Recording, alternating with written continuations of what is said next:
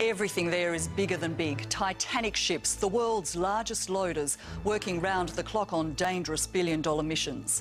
Tonight, Natalie Bonjolo takes an up-close look at the amazing mouth of a mining monster. There's not too many ports around the world that can stake a claim to what Port Hedland's doing.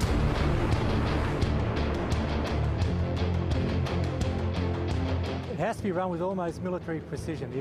If one ship is delayed here for a tide, then we're talking $30 million worth of lost production. You can see our vessel here. It's the biggest boy's toy that you can handle. Welcome to Port Hedland.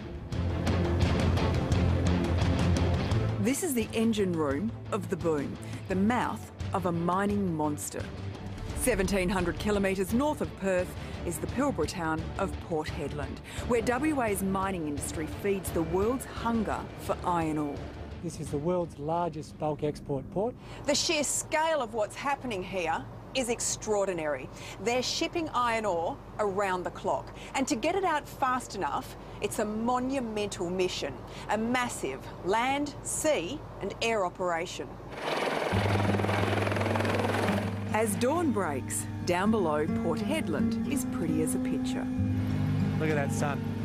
He's not flying the chopper, but Mark Eyre is a pilot, a marine pilot. And you can see our vessel here, Brendan, one just coming through the middle of the pack there. 16 kilometres out to sea, an amazing sight. Wow, there they are down there. You can see the ships lined up like planes on a runway. Dozens of iron ore carriers, and they're literally banked up smack bang in the middle of the Indian Ocean. This one's just picked up its anchor. The vessel's proceeded to a designated position, which is the pilot boarding station, in preparation for our arrival. We're about to touch down on the Shurong Harmony. Makes our ride look like a dinky toy. 345 metres long and 60 metres wide. That's the length of 7 Olympic-sized swimming pools and 1.5 pools in width. Massive would be a word.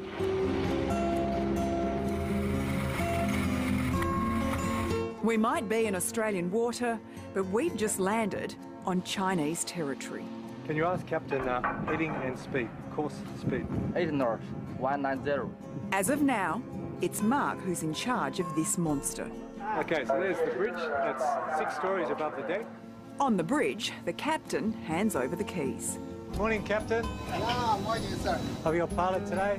Navigating a ship this size into Port Hedland is so risky, only a handful of people in the world can do it. It's one of the most, if not the most difficult port. When Port Hedland was built 40 years ago, a 14.5 metre deep channel was dredged 24 miles out to sea. With tides, the channel rises enough for a fully loaded ship to draw 19 metres of water, with a clearance of just 25 centimetres under keel. Port Hedland has a bit more limitations than a lot of other ports in the fact that we have very strong tidal conditions here. The tide can drop by up to 7 metres, leaving an ore carrier high and dry. If the port gets closed, we're talking more than $200 million a day in lost production. For any given ship, the sailing window is as little as 30 minutes. We sail quite routinely now 5 ships on a tide, which means that from the beginning of a sailing window to the end of a sailing window, we've got ships sailing 30 minutes apart. The slightest delay in berthing this beast could cost millions. If there's a delay, then one of the ships is going to miss out. We can't sail outside that window. These ships are carrying $20 to $30 million worth of cargo, so if a ship gets delayed, it's going to get delayed till the next tide. Starboard 20. Looks like plain sailing, but the slightest error could be catastrophic. So we changed from almost unlimited manoeuvring space, now at the point of no return. The width of the channel is 190 metres. The ship is 60 metres, but it's sailing on an angle, leaving just 45 metres clearance on either side. We've got a tide pushing us on the starboard quarter, which is why we're angled up that way. To steer the ship into port, it'll take a team of tugs. Each tug attaches to the carrier by rope. They'll just escort us in. From the main drag in town, a skyscraper sails by. From the bridge, it's a billion-dollar view. We regularly have 30 or 40 vessels sitting off the port. As Port Hedland's harbour master, John Finch oversees every vessel in and out. It's our jobs to make sure that the mining companies can successfully get their product out to their markets. Fortescue Metal is just one of the mining giants which transports its iron ore hundreds of kilometres to the port and onto its customers. Whether that be in China or Japan or Korea or any of the Asian powerhouses, it's our job to successfully manage that transition of product through the port. The carriers are loaded via massive conveyor belts. This one operated by a Fortescue worker sitting 10 stories high. This is one of the largest loaders in the country, and it's pouring out 8,000 tonnes of iron ore an hour. Now, to give you an idea of just how much ore that is, that's enough to make 2 small cars per second. Imagine 2 V-dubs per second, and it'll take more than 30 hours just to fill this ship. That's the equivalent of Beetles lined up bumper to bumper from Perth to Albany and all the way back again. Or enough ore to build 5 Sydney Harbour bridges, and that's just one shipload.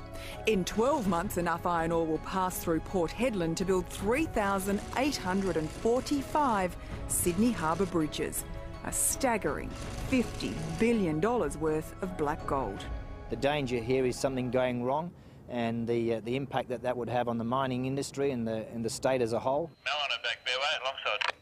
Back on the bridge, Mark is about to negotiate the most dangerous manoeuvre of this mission.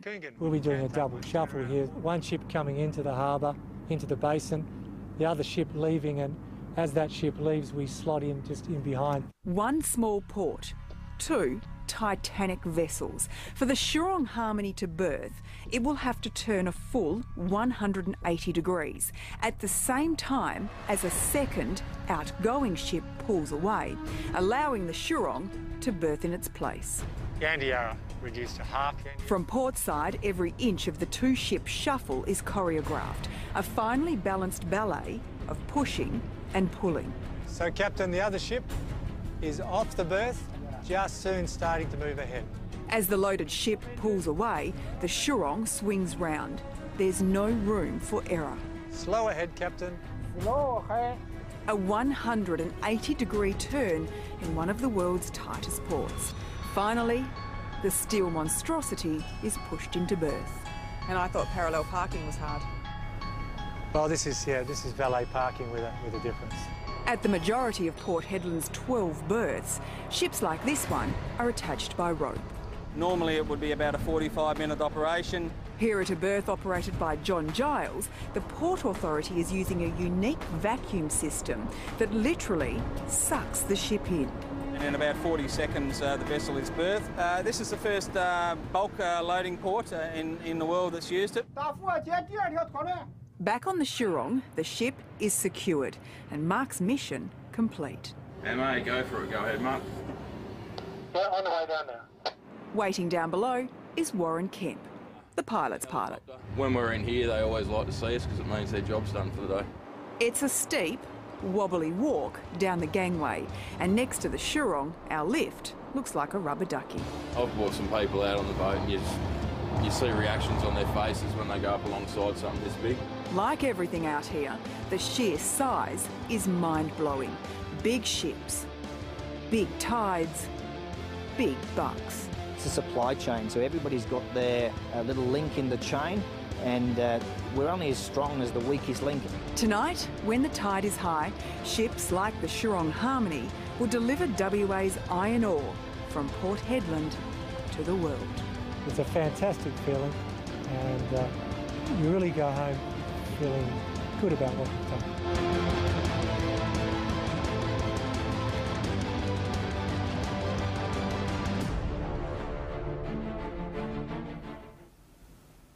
Port Hedland Port Authority expects to double its exports in the next 2 years.